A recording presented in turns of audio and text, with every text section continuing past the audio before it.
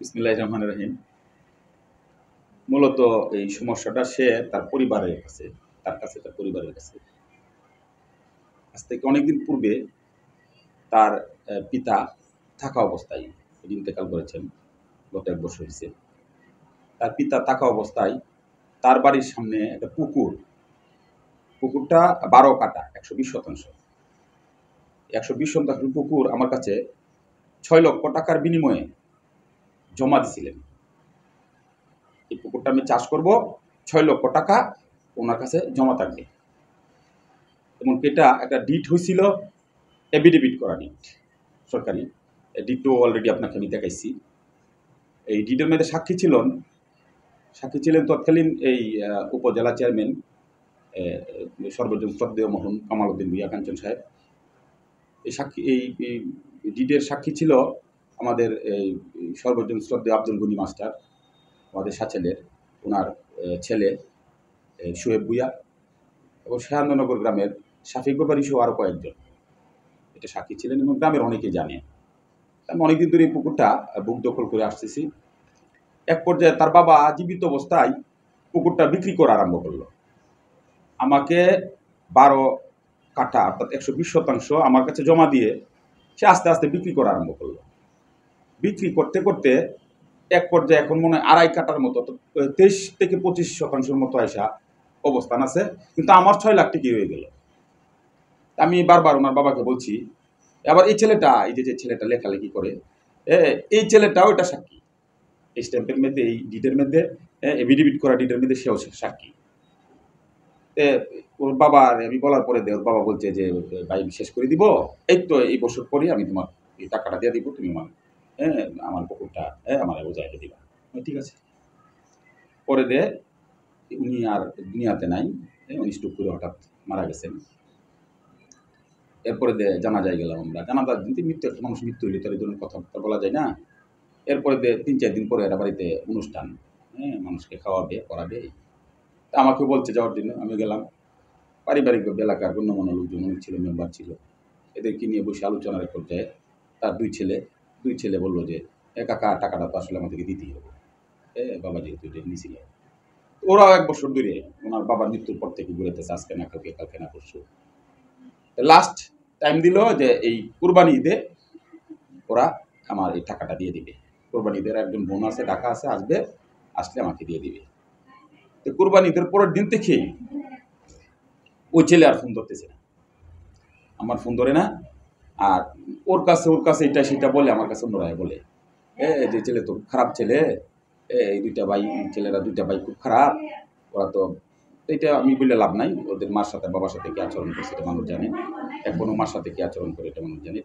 এদিকে আমি গিয়ে লাভ নাই, মানে অর্থাৎ এই ছেলেগুলি খারাপ, তোমাকে টাকা দিবে না, অনেক ধরনের তাল বাহানা সৃষ্টি করতেছে। আমি যে না, আমাকে তো লাস্ট বললো দিয়ে দিবে। তাছাড়া এই ফ্যামিলির তো মোটামুটিভাবে এই আমাকে গার্জেন হিসাবে মনে করে, কারণ ওই ছেলের বাবা, আমি এক সময় ওই চেয়ারম্যান নির্বাচন করি যে সময়, ওই ছেলের বাবা আমার সাথে এই চেয়ারম্যানই আমার নির্বাচনটা করছে, এমনকি খুব ভালোভাবে করছে। এরপরে কি মনে করি এই ফ্যামিলির আমি একজন গার্ডিয়ান যেমনই হোক। না, মানুষ বলতেছে টাকা দিবে না, তোমার সাথে দেখবা কি করে, কত তাল বাহানা করবে ছেলেটা, কত পলিসি খেলবে, 2টা ভাই খুব খারাপ, এগুলি মানুষে বলে। আর আমি দেখি অবস্থা আসলে অন্য স্টাইলের চলাফেরা, অন্য স্টাইলের অনেকেই, মানে তারাইল উপজেলায় আমাদের শ্রদ্ধা টিউনু মহোদয়, আমাদের এই যে এলজিডি প্রকৌশলী মহোদয়, এরপরে উপজেলা চেয়ারম্যান সাবেক, বর্তমান আওয়ামী লীগের সেক্রেটারি, বণিক সমিতি সভাপতি, সব, মানে এমন কেউ নাই তাদের এই বিরুদ্ধে। এই ছেলেরা 2টা ভাই লেখে না, সে প্রায় সময় ফেসবুক আছে একটা, ফেসবুকের মধ্যে মন্তব্য লিখতেছে, ওর সম্বন্ধে মন্তব্য লিখতেছে। আসলে জিনিসগুলি খারাপ। আচ্ছা, যাই হোক, এদের ব্যক্তিগত বিষয়, করতেছি করুক, কিন্তু আমাকে দিবে না এটা মানুষে বলতেছে। এরপর আমার ফোন ধরে না। ওর মার সাথে যোগাযোগ করছি, ওর মারে বলছি যে আপনার ছেলেকে বলেন ফোনটা ধরার জন্য, আপনার ছেলেকে টাকা দিবে না। কারণ আমার ছেলেকে তুমি বলছি তোমার সাথে যোগাযোগ করতো। আবার ফোন দিলাম, কোথায় আমি বলছি তোমাকে ফোন দেওয়ার জন্য, করতে ফোন দিই না। হঠাৎ করে 2-3 দিন পরে ঈদের হঠাৎ সকালে আমাকে মিস কল দিল কয়েকটা। আবার এই ছেলের নাম্বার কিন্তু একটা না, এই ছেলের নাম্বার কতগুলি ইউজ করে এটা একমাত্র আল্লাহ বলতে পারবে, আর ওই ছেলে বলতে পারবে, আর কেউ বলতে পারবে না। এত নাম্বার ইউজ করে ছেলেটা। একটা নাম্বারকে আমাকে মিস কল দিছে সে। আমি ব্যাক করার পরে দেখবো আমার কি চিনছেন, মানে আমি হঠাৎ করে সকালবেলা ঘুম থেকে উঠে আমি কি চিনবো, নাম্বার সেভ নাই। পরে আমি বলছি, না আপনি কি আসলেন, তাকে আমি চিনলাম না। হ্যাঁ, আপনি আমাকে না চিনেন, আপনি যেন একটা বাটপার, আপনাকে আমি চিনি। সুবহানাল্লাহ। আমাকে বলতেছে এটা, আমি সেই কে তুমি? হ্যাঁ, পরে তো বুঝলাম তুমি কি ইমুক? ওই তো এখন চিনছেন। আমি তো, তুমি আমার টাকা না দে তুমি উল্টাপাল্টা আমার এই ধরনের কথাবার্তা বলতেছো।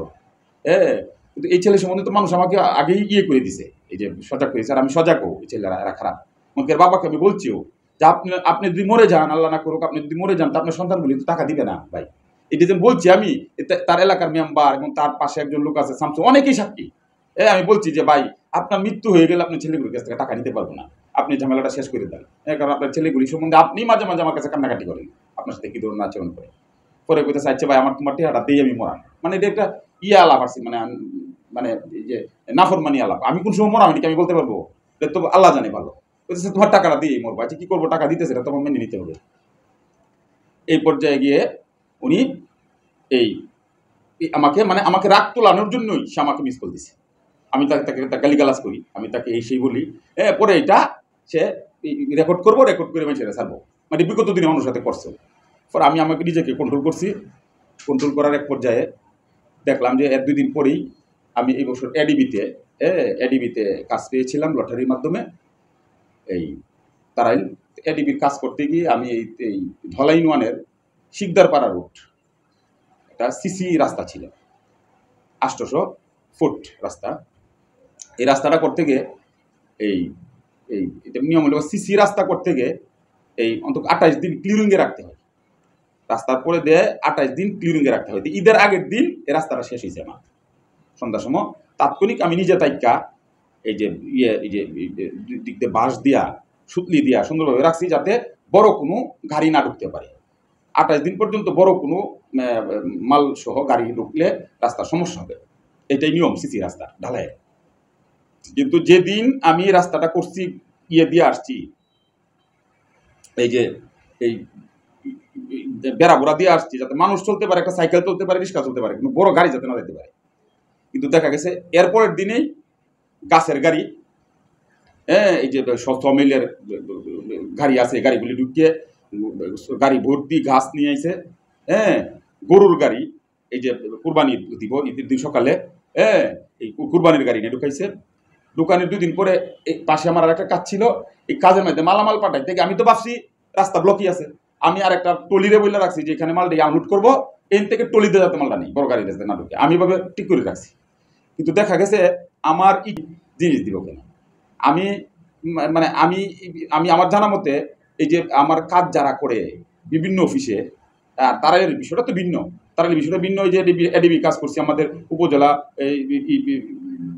প্রকৌশলী মহোদয় অত্যন্ত ভালো, অত্যন্ত ভালো। মানে যে ইঞ্জিনিয়ার তো ঘুষ খায়, উনি মনে হয় ঘুষ কি জিনিস চিনে না। উনি কাজ চাই।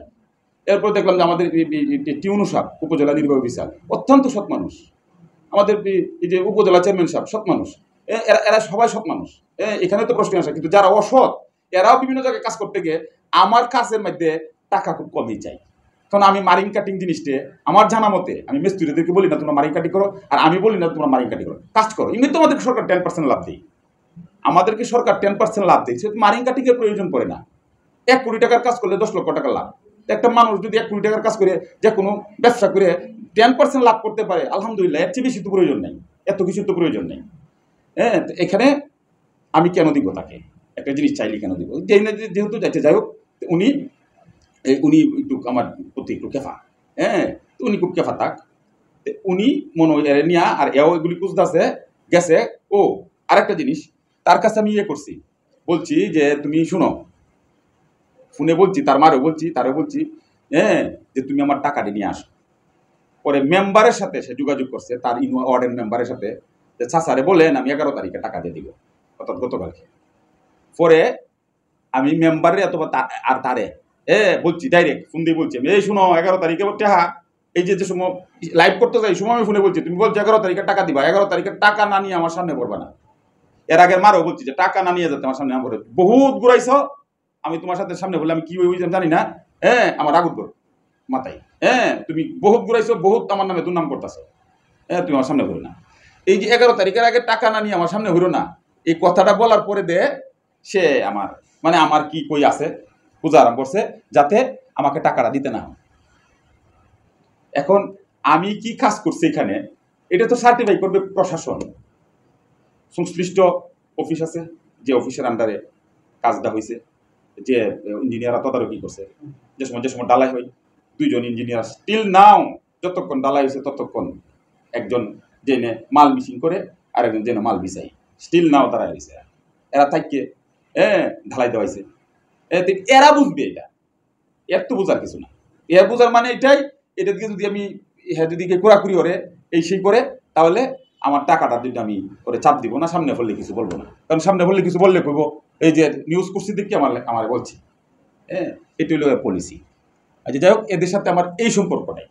কিন্তু জনাব, আমরা বিগত কিছুদিন যাবত দেখতে পাচ্ছি যে আপনার কিছু লোকজন সে এই রাস্তা নেয়ার লাইভ করার কারণে আপনার লোকজন তার উপরে শারীরিক নির্যাতন করছেন এবং হামলা করছেন, এরকম একটা অভিযোগ তিনি দিয়ে আসছেন। এটা সত্যতা কতটুকু আমাদেরকে জানান। আচ্ছা, এটা আমি বলি। এটা বিষয় হলো সে যে সময় নিউজটা করছে, যে সময় এই যে রাস্তার লাইভ দিয়ে দেখাইছে, এই সময়টার উপর দিয়ে লেখছে নবনির্বাচিত মহিলা ভাইস চেয়ারম্যান ওনার দেবর। অর্থাৎ আপনারা জানেন তারাইল উপজেলা মহিলা ভাইস চেয়ারম্যানে 8 জন প্রার্থী ছিল। এর মধ্যে আমার যে বোন, আমার যে ভাই বউ, উনি 50% ভোট দিছে তারাইল উপজেলার মানুষ উনাকে, আর 50% ভোট দিছে 7 জনকে মিলায়। অর্থাৎ বিপুল ভোট, যেটা আমার মনে হয় বাংলাদেশের রেকর্ড। এত ডিফারেন্স, পার্সেন্টেজের ডিফারেন্স কেউ নির্বাচিত হইতে পারে না বাংলাদেশে। এই উপজেলা নির্বাচনে কোনো মহিলা প্রার্থী এত ডিফারেন্সের পার্সেন্টেজে হইতে পারে না। এই যে মানুষ তাকে ভালোবাসে, তার পরিবারকে ভালোবাসে, তাকে ভালোবাসে, যে তো গুলি ভোট দিল, এই মহিলাটা কোষে জড়াইছে। এমনকি জড়াইছে বলছে তার দেবর, তার এই আর একটা লাইভের মধ্যে এই যে সিরাজ মেম্বার যে আমার কাছে এই যে আরেকটা কিছু চাইছিল, তার ছেলেটা কইতেছে 3 দিন হয়েছে চেয়ারম্যান বানাইছে, হনি অবস্থা। অথচ এটি কোনো চেয়ারম্যানের কাজ না, এটা ঠিকাদারি কাজ, এটা লটারির মাধ্যমে আমি পাইছি। আর এই যে উনাকে জড়ানোর পরে দেয় এই যে মানুষ স্বতঃস্ফূর্তভাবে ভালো মানুষ জন্য ভোট দিছে, এরা সাংঘাতিকভাবে ক্ষিপ্ত। দেখিনি এই ভিডিও কোনো শপথ নিছে না, পরিষদ থেকে বইছে না, সবে মাত্র নির্বাচনটা শেষ হয়েছে 29 তারিখ। আর তুই এই ধরনের কি কথা বলতেছিস? মানুষ এই ছেলেটার প্রতি একটু বিদ্রুপ ভাব। এমনকি এই কারণও না, শুধু এই ছেলে বললাম না শুরুতে আমি, যে এমন কোনো অ্যালার্ট পারসন, এমন কোনো মানুষ নাই যে তাদের সাথে খারাপ ব্যবহার করছে না। এমনকি এমন কোনো গ্রাম নাই যে এই গ্রামের কয়েকজন হাতে চিটিং করছে না, পাসপোর্ট করে দিব, মামলা করে দিব, এই করে দিব। আমার কাছে আপনি যদি বলে আসতেন আজকে যে আমি আজকে আসতেছি, তাহলে আমি সত্য প্রমাণ রাখতে পারতাম। এই ছেলে ইমোর কাছ থেকে এটা নিছে, হিমুকের কাছ থেকে এটা নিছে, কি চেয়ারম্যান নির্বাচনের সময় আবার গনা দিব, মানে বুটটি আবার গনাই বইটা কই নিছে 140,000 টাকা, পাসপোর্ট করে দিব এটা কই নিছে 10,000 টাকা। মানে যারেন তো যেভাবে পারে কি কাট করে দিব, বিধবা ভাতা কাট করে দিব, পঙ্গু ভাতা কাট করে দিব, কি প্রতিবন্ধী কাট করে দিব, এই কইয়া সেই কইয়া শত মানুষ এই ছেলেটার কাছে ভুক্তভোগী। এমনকি এই ছেলেটার প্রতি সবাই মানে ক্ষিপ্ত ধরবে। কিন্তু এই সুযোগটা পাওয়ার পরে আমি খুব চিন্তিত হয় এই সুযোগে বানি যে লেখতেছে, এই সুযোগে পাবলিকের কিছু করলে তো দুষ্টাইব আমার। আমি ওই দিন গেছি আমার ঠিকাদারি কাজে বিল করানোর জন্য বাজিতপুর থেকে আসার পথে রাস্তায় খবর পাইছি যে ওই ছেলেটাকে গুরুস্তান মার্কেট এলাকার লোকজন বসায়া তাকে প্রশ্ন করতেছে, এই মুখের টিয়া দিতেছ না, এই মুখের টিয়া শেষ পর্যন্ত তুই মহিলা বাইসের লেখলে রে, এই ফুল মেবে ব্যাপারে লেখে রে তুই, ফুলবে তো ভালো মানুষ। এই যে এই প্রশ্নগুলি হইতেছে আমার কানে খবর গেছে। কমর দেওয়ার পরে আমি আমার ফোন দ্বারা আমার যে মানে এই যে এই সচেতনতা বুঝলা কিছু বাচ্চা আছে, আমার ভাগনা আছে, আমি এদেরকে ফোন দিছি, বলছি যে বাবা একটা কাজ করো, এই ছেলেটাকে যদি মারে মানুষ আমাদেরকে মন্দ বলবে। এই ছেলেটাকে কেউ যদি না মারে, এই ছেলেটা আমার সামনেও পড়ে না, এই ছেলেটাকে একটু রাখো, আমি আসতেছি, পাবলিক যাতে তাকে না মারতে পারে। এমনকি অলরেডি আমার বড় ভাইয়ের ছেলে, আমার আরেক বড় ভাইয়ের ছেলে, আমার এক ভাগনা, এরা অনেকেই এরা আমার যা আত্মীয় স্বজন ছিল, এরা গিয়ে তাদের কাছ থেকে চেক করছে, যে ওরে মারবা না, এর কাছে আমরা টাকা পাবো, দিই টাকাটা করে দিই, আমার চাচা টাকা পাবে, আমার মামা টাকা পাবে, টাকা পাবে। এরপর আমি আসছি, যে আমি আসার আগেই এলাকার তাদের মেম্বার আছে একজন, ফারুক মেম্বার, আর একজন আছে বিশিষ্ট ব্যবসায়ী, ফারুক আওয়ামী লীগের নেতা, ওনাকে ফোন দিছি, কয়েকজনের ফোন দিয়ে ওনাদেরকে নিয়ে আমি একসাথেই তারে নিয়ে বসছি। বসে বলছি যে বাবা তুমি কবে টাকা দিও, সে বলছে আমি 11 তারিখে দিয়ে দেবো। পরে ওরা প্রশ্ন করছে তোমরা এটা লেখছো কেরে, এটা লেখছো কেরে, এই উত্তর দিছে, আর আবার ভিডিও করে রাখছে, উত্তর টিজেন দিছে, ভিডিও করে রাখছে, কি আর বিলে টেহা দেখে গেলা নিছে এনে টেহা দিছে, এটা লেগে করছে, আমি আচ্ছা এটা করতে থাক, এটা করতে থাক, তো 11 তারিখে টাকা দিবে, এই লোক আর তার সাথে ফাইসালা। আর এই যে মারামারি, তো স্বাভাবিক মানুষ মামলা করতেই পারে, মামলা করতেই পারে। আমার জানা মতে আমি কোনো মানে এই করাপশনের সাথে যুক্ত না, আমি কোনো সময় ছিলাম না কোনো করাপশনের সাথে যুক্ত, এখনো না তখনও না। আমি এগুলো আসলে ওভারটেক করে চলতে চাইছিলাম, খেলা কি লিখতেছি লিখতে থাক, কিন্তু আসলে অনেকেই আমাকে আমার পরিবারকে ভালো জানে, ভালো বুঝে, অনেকে অনেক ধরনের ফোন করে যে ভাই আপনি কোনো উত্তর দেন, আমি কি উত্তরটা দিব এখানে, আসলে উত্তরটা কি দেওয়ার কি আছে, আমাকেও মানুষ চিনে, ওকেও মানুষ চিনে। আমি সবার কাছে অনুরোধ এটাই, আমাকে ভুল বুঝবেন না, আপনারা প্রয়োজনে তারাইলের যে কোনো 10টা মানুষ আর 1000 মানুষ আর 100 মানুষই হোক, ওদের কাছে জিজ্ঞাসা করবেন আমি কে, আমার পরিবার কেমন, আমি কেমন, আমার চরিত্র কেমন। আর যে ছেলেটা লিখতেছে তার ব্যাপারে জিজ্ঞাসা করবেন। আমার বিশ্বাস আমার শত্রু আমার সম্বন্ধে ও যা লিখতেছে তা বলবে না, আমার শত্রু যে। আর ও কেমন জিনিস, ওর একজন ভাই আছে, সে জেলাতে, এই জেলার যে অফিসার আছে, এই যে এসপি মহোদয়, ডিসি মহোদয় সহ সাব রেজিস্ট্রার মহোদয়, জেলা সাব রেজিস্ট্রার মহোদয়, অর্থাৎ যত অফিসার আছে সকল অফিসাররা শিল নকল ভাবে সে সই দিতে, যার কারণে তার ভাই মনে জেলও কাটছে, এই 2 বছর না কত বছর জেলও কাটছে। আচ্ছা তাদের ব্যক্তিগত ব্যাপার, এটা আমি ওদের কথা বললে লাভ নাই, আমি সরি। তবে আমি কেমন, ওরা কেমন, শুধু জিজ্ঞাসা করবেন, তেই আল্লাহর রাস্তায় আপনাদের মানে জানা হয়ে যাবে আসলে আমাদের কার চরিত্র কেমন। আমাদেরকে সময় দেওয়ার জন্য আপনাকে অসংখ্য ধন্যবাদ। আপনাকে অসংখ্য ধন্যবাদ। আসলে আপনিও কয়েকদিন ফোন দিচ্ছেন যে ভাই আসলে আপনাদের সম্বন্ধে ভালো জানি, তো এই ছেলেটা এইভাবে একতরফা লিখে যাচ্ছে, আপনারা কিছু বলছেন না। আসলে কি বলবো, আমার সমান হইলে একটা জিনিস আমি বলতে পারি, এরা তো আসলে মানে কোয়ালিটিহীন মানুষ। আল্লাহ মাফ করুক, আল্লাহ সবাইকে হেদায়েত করুক। আপনারাও যারা দেখতেছেন, আপনারা আমাকে ভুল বুঝবেন না, আমার জন্য দোয়া করবেন, আমি যাতে সততার সহিত আমার পূর্বপুরুষের ন্যায় বাকি জীবন কাটাতে পারি। সবাইকে ধন্যবাদ যারা দেখছেন।